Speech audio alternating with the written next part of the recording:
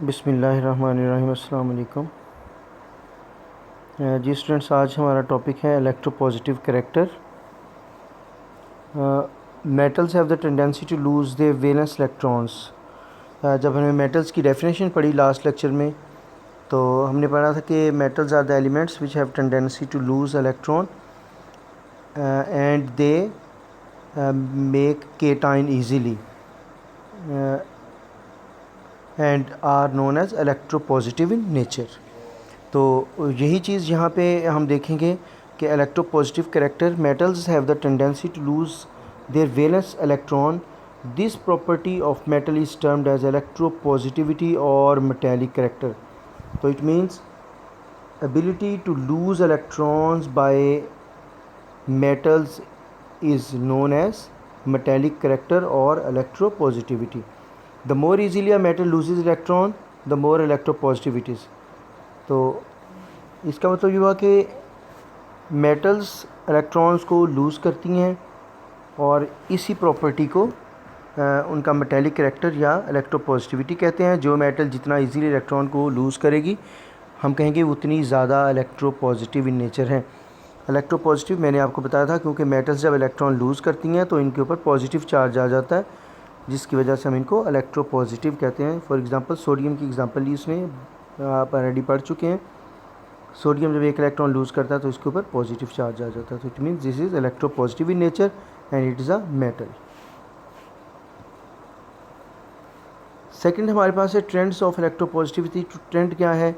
जब हमने chapter number 3 में पीरियोडिसिटी ऑफ प्रॉपर्टी पढ़ा, तो हमने देखा था कि elements are arranged in periodic table in different rows and groups on the basis of their atomic number. तो जितनी प्रॉपर्टीज़ हमने वहाँ पढ़ी थी, एटॉमिक रेडियस था, इलेक्ट्रोनेगेटिविटी थी, आयनाइजेशन एनर्जी थी, इलेक्ट्रॉन एफिनिटी थी। तो हमने ये देखा था कि ग्रुप्स और पीरियड्स में ये तमाम प्रॉपर्टीज़ इंक्रीज़ होती हैं या डिक्रीज़ होती हैं, और उसकी रीज़न क्या है? So this is known as trend of an element in periodic table.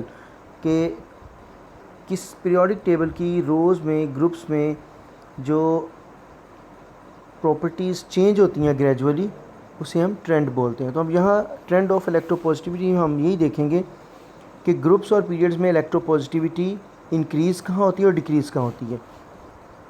तो इसमें पीरियोडिक टेबल आप पेज नंबर 48 के ऊपर देख सकते हैं। तो यहाँ पर हम ये पीरियोडिक टेबल जितना उसने लिया है उसको देखते हैं। So this is group 1, this is group 2, यानी vertical column of elements in periodic table are known as groups. तो आप ग्रुप की ये डेफिनेशन आप पढ़ चुके हैं। So it means this is group 1, जिसमें हमें हाइड्रोजन, लिथियम, सोडियम, पोटाशियम नज़र आ रही हैं। तो पीरियोडिक टेबल का ये थोड़ा सा पार्ट लिया है, आप पेज 48 के ऊपर पूरा भी कंप्लीट चाहें तो देख सकते हैं। तो इसमें हाइड्रोजन जो है ये नॉन मेटल है, लेकिन येलो बॉक्सेस में जितने भी एलिमेंट है पीरियोडिक टेबल में वो सब मेटल्स हैं। तो यहाँ मेटल है लिथियम, सोडियम, पोटाशियम ग्रुप 1 में। तो when we move from top to bottom in a group, तो अब हम देखेंगे कि इलेक्ट्रोपॉजिटिविटी को क्या फ़र्क पड़ता है। तो एक बात आपको बता दूं, इलेक्ट्रोपॉजिटिविटी का मतलब है कि इलेक्ट्रॉन लूज़ करने की एबिलिटी। जब हमने एटॉमिक रेडियस पढ़ा था तो हमने कहा था कि when we move from top to bottom in a group, atomic radius increases, क्योंकि नंबर ऑफ़ शेल इंक्रीज़ होते जाते हैं। तो नंबर ऑफ़ शेल इंक्रीज़ होने का मतलब है कि जो वैलेंस इलेक्ट्रॉन है उसकी न्यूक्लियस के साथ फोर्स ऑफ अट्रैक्शन कम होती जाती है। तो जितना एटम का साइज़ बड़ा होगा, इसका मतलब है उसके वैलेंस इलेक्ट्रॉन को निकालना उतना इजी है। तो इसका मतलब है इलेक्ट्रोपॉजिटिविटी क्या होगी? इंक्रीज़ होगी। तो फिर हम कहेंगे कि when we move from top to bottom in a group, electropositive character और metallic character increases due to increase in size of atom.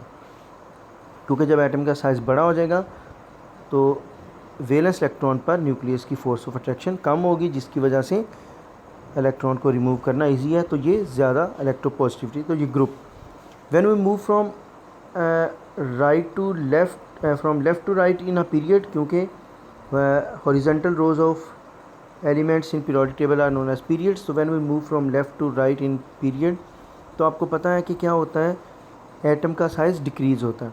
तो एटम का साइज़ डिक्रीज़ होने का मतलब ये है कि जो आपके इलेक्ट्रॉन्स हैं उनके ऊपर न्यूक्लियस की फ़ोर्स ऑफ अट्रैक्शन ज़्यादा है। तो जितनी फ़ोर्स ऑफ अट्रैक्शन ज़्यादा होगी, साइज़ छोटा होने की वजह से, स्मॉल होने की वजह से, तो इस वैलेंस इलेक्ट्रॉन को निकालना उतना थोड़ा सा मुश्किल हो जाएगा। तो इट मीन्स फिर हम कह सकते हैं कि when we move from left to right in a period, electropositive character decreases. Electropositive character decreases due to decrease in size of an atom। और एटम के साइज़ डिक्रीज़ होने का मतलब क्या है, फोर्स ऑफ अट्रैक्शन दोनों में बढ़ गई, न्यूक्लियस और वैलेंस इलेक्ट्रॉन में, इसलिए इसको निकालना थोड़ा मुश्किल है। तो ये सो दिस इज़ अ ट्रेंड। यहाँ इसमें लिखा है, मैंने हाईलाइट कर दिया। एग्जांपल आप देख सकते हैं, एग्जांपल उसने ली है यहाँ पे लिथियम की ग्रुप में और इसी तरह से पीरियड में। तो ये आप रीडिंग कर सकते हैं। तो इस पीरियोडिक टेबल से मैंने आपको समझा दिया। सेकंड जो है ये इलेक्ट्रोपॉजिटिविटी एंड आयोनाइजेशन एनर्जी है। इलेक्ट्रोपॉजिटिविटी को उसने आयोनाइजेशन एनर्जी के साथ रिलेट करने की कोशिश की है। तो इलेक्ट्रोपॉजिटिविटी तो भी आपने पढ़ा कि it is ability to lose electron. और आयोनाइजेशन एनर्जी क्या है, ये चैप्टर नंबर 3 में आप ऑलरेडी पढ़ चुके हैं। पेज नंबर 53 के ऊपर आप इसकी डेफिनेशन को और बल्कि इस टॉपिक को दोबारा से रिवाइज़ भी कर सकते हैं। हमने कहा था कि it is amount of energy which is required to remove the valence electron from an atom. किसी भी एटम के वैलेंस शेल से इलेक्ट्रॉन को रिमूव करने के लिए जितनी एनर्जी चाहिए होती है, उस एनर्जी को हम क्या कहते हैं, दिस इज़ आयोनाइजेशन एनर्जी। क्योंकि जब इस एनर्जी से हम इलेक्ट्रॉन को निकालते हैं तो ये एक आयन बन जाता है एटम से। तो this is ionization energy, amount of energy which is required to remove valence electron. अब अभी हमने बात की थी ग्रुप और पीरियड में, तो वही चीज़ यहाँ अगर हम देखें तो electropositive character depend upon the ionization energy which is in turn depends upon size and nuclear charge of the atom. Small sized atoms with high nuclear charge have high ionization energy value. In this way atoms having high ionization energy are less electropositive or less metallic. तो दोबारा से यहीं देख लेते हैं जी। तो देखें, अभी हम जब पीरियड की बात की थी तो हमने कहा था कि when we move from left to right, sorry जी, when we move from left to right in a period, तो हमने कहा था कि एटॉमिक साइज़ क्या होता है, डिक्रीज़ हो रहा है। एटॉमिक साइज़ डिक्रीज़ होने की वजह से आयोनाइजेशन एनर्जी इंक्रीज़ होती है, क्योंकि न्यूक्लियर चार्ज ज़्यादा है, force of attraction between valence electron and nucleus ज़्यादा है। तो इट्स मीन्स इसको निकालने के लिए ज़्यादा एनर्जी चाहिए होगी। तो हम कहेंगे this atom has, when the size of atom is small more ionization energy is required. तो जितनी आयोनाइजेशन एनर्जी ज़्यादा लगेगी, इसका मतलब है वैलेंस इलेक्ट्रॉन को निकालना उतना मुश्किल है। तो फिर हम कहेंगे कि इलेक्ट्रोपॉजिटिव कैरेक्टर भी उतना कम होगा। तो यही बात उसने लिखी है। और ग्रुप में भी अगर आप देख सकते हैं कि when we move from top to bottom in a group, तो क्या होता है, एटम साइज इंक्रीजेज।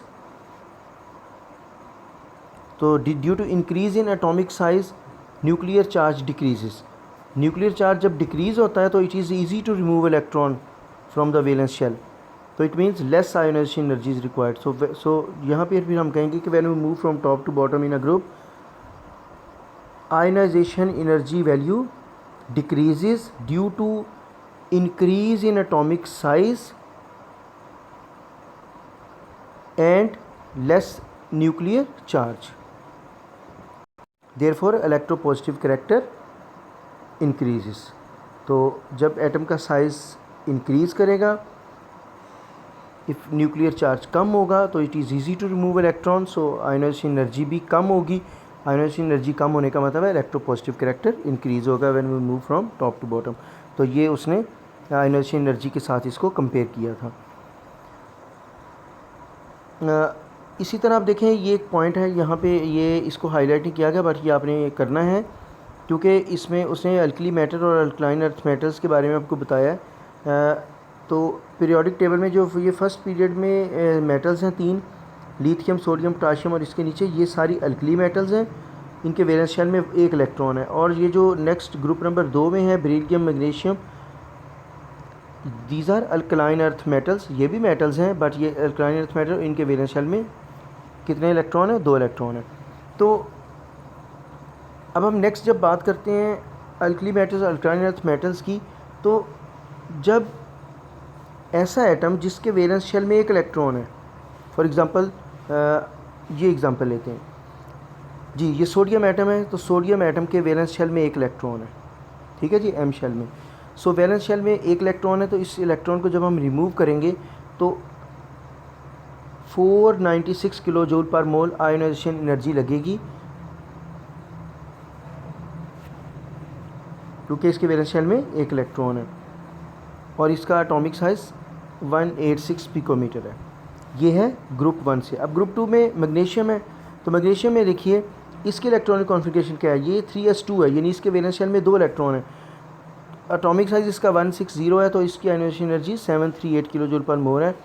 तो देखें इसमें आपको 496 किलो जूल एनर्जी चाहिए, इसमें 738 किलो जूल एनर्जी चाहिए। तो यहाँ से ये हमें चीज़ पता चली कि सोडियम और मैग्नीशियम ये अल्कली मेटल है, ये अल्कलाइन अर्थ मेटल है। तो अल्कली मेटल्स की इलेक्ट्रोपॉजिटिव करैक्टर जो है वो ज़्यादा होगा, क्योंकि इसमें लेस एनर्जी चाहिए, और इसका इलेक्ट्रोपॉजिटिव करैक्टर कम है क्योंकि इसमें एनर्जी ज़्यादा, हाईनेस एनर्जी चाहिए। नंबर 1। नंबर 2, अब इसके वैलेंस शेल में एक इलेक्ट्रॉन है, आपने एक इलेक्ट्रॉन निकाल दिया तो ये आयोनाइजेशन एनर्जी होगी। इसके वैलेंस शेल में 2 इलेक्ट्रॉन है, if we remove 1 electron still एक इलेक्ट्रॉन वैलेंस शेल में मौजूद है, सो इट मीन्स उसको भी रिमूव करना तो एक और आयोनाइजेशन एनर्जी लगानी पड़ेगी। तो हम कहेंगे कि this is first ionization energy, जब आप फर्स्ट इलेक्ट्रॉन को रिमूव करते हैं, और जब सेकंड इलेक्ट्रॉन को आप रिमूव करना चाहते हैं तो वो सेकंड आयोनाइजेशन एनर्जी होगी। तो इसका मतलब है कि मैग्नीशियम एटम के वैलेंस शेल को ख़त्म करने के लिए इसमें से एक इलेक्ट्रॉन पहले रिमूव करेंगे तो वो फर्स्ट आयोनाइजेशन एनर्जी है, और अगर दूसरे को रिमूव करना है तो वो सेकंड आयोनाइजेशन एनर्जी होगी। अब first ionization energy is less than second ionization energy, या दूसरे लफ्ज़ों में second ionization energy of magnesium is very high. तो ये आपके पास लॉन्ग में भी है, लेकिन ये शॉर्ट क्वेश्चन भी आपको आ सकता है कि why ionization energy, second ionization energy is more than first ionization energy, why second ionization energy is higher than first ionization energy. तो ये इसके रीज़न है, ये इसका आंसर है। रीज़न क्या है, देखें जब आप फर्स्ट इलेक्ट्रॉन निकालते हैं तो ये एटम था, उस वक़्त इस न्यूक्लियस की जो न्यूक्लियर चार्ज था, ये जो फोर्स ऑफ अट्रैक्शन थी, वो टोटल कितने इलेक्ट्रॉन्स के साथ थी? इसमें अगर आप देखें तो 2 इलेक्ट्रॉन, 8 और 2 टोटल 12 इलेक्ट्रॉन है। बट जब आप एक इलेक्ट्रॉन निकाल देते हैं और वैलेंस शेल में एक इलेक्ट्रॉन है, तो फिर ये 2, 8 और 1 11 होंगे। तो पहले जो न्यूक्लियर चार्ज उसका 12 इलेक्ट्रॉन्स पर था, अब वो 11 पर हो चुका है, क्योंकि अब वो मैग्नीशियम एटम की बजाय जब एक इलेक्ट्रॉन निकला तो वो मैग्नीशियम आयन बन चुका है। तो जब ये आयन ऑलरेडी बन चुका है तो सेकंड इलेक्ट्रॉन को रिमूव करना मुश्किल होगा। इस मीन्स सेकंड आयोनाइजेशन एनर्जी ज़्यादा होगी, ज़्यादा एनर्जी लगानी पड़ेगी इसको रिमूव करने के लिए। तो ये रीज़न है। The first ionization energy of magnesium is high but second ionization energy of magnesium is very high. Reason क्या है? It becomes very difficult to remove second electron from the magnesium ion as nuclear charge attracts the remaining electrons strongly. As a result of this attraction, size of the atom decreases. तो इसमें ये table भी दिया, आप इसकी एक बार इसको देख सकते हैं। ये आपके पास अल्कली मेटल्स हैं और ये आपके पास अल्कलाइन अर्थ मेटल्स हैं। ये अल्कलाइन अर्थ मेटल्स, तो इनका आप कंपेयर कर सकते हैं। इनके वैलेंस शेल में 1 इलेक्ट्रॉन, इनके वैलेंस शेल में 2 इलेक्ट्रॉन, तो इनकी आयोनाइजेशन एनर्जी की वैल्यू भी 2 होंगी। This is first ionization energy and this is second ionization energy. और आप देखें सेकंड आयोनाइजेशन एनर्जी फर्स्ट से ज़्यादा है। तो ये आज का हमारा टॉपिक था। इसमें आप ये लॉन्ग क्वेश्चन भी है और इसमें से शॉर्ट भी बन सकते हैं। शॉर्ट में इलेक्ट्रोपॉजिटिविटी की डेफिनेशन आ सकती है, या ग्रुप या पीरियड में ट्रेंड पूछा जा सकता है। और थर्ड थिंग ये जो भी आपको मैंने बताया कि why second ionization energy is higher than first ionization energy, तो ये भी एक ये शॉर्ट क्वेश्चन है। बाकी अगर लॉन्ग में ही आता है तो फिर आपको इसकी डेफिनेशन और इसका ट्रेंड और इसको आयनोस एनर्जी के साथ रिलेट करना सारा जो है वो लिखना पड़ेगा। तो ये आज का टॉपिक था। कोई क्वेश्चन हो तो आप पूछ सकते हैं।